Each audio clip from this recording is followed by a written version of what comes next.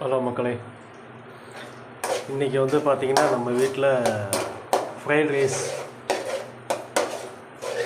Egg fried rice நம்ம தான் இன்றைக்கி சமையல். நல்லா எக்கை வந்து நல்லா இந்த அளவுக்கு உடைச்சி ஊற்றி நல்லா கிண்டிடணும். அப்புறம் ஃப்ரைட் ரைஸுக்கு தேவையான பாசுமதி ரைஸ் வடித்து ஆற வச்சு எடுத்து வச்சுருக்கேன். 3/4 பங்கு வெந்தால் போதும். ரொம்ப வெந்துடுச்சுன்னா பேட்டும் போது உடையும். இந்த மாதிரி பொலன்னு இருந்தால் தான் நல்லாயிருக்கும்.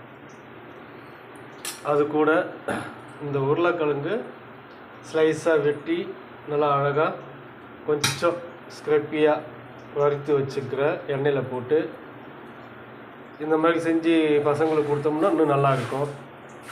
அது கூட கோஸ் வெட்டியிருக்கேன், கேப்சிகம், குடமிளகாய் அது கொஞ்சம் வெட்டி வச்சுருக்கிறேன். கேரட்டு பீன்ஸ் போடலாம், ஆனால் நைட் நேரத்தில் கேரட்டு பீன்ஸ்லாம் போட்டு செஞ்சோம்னா குழந்தைங்களுக்கு சாப்பிடும்போது அது நல்லா வேகாது.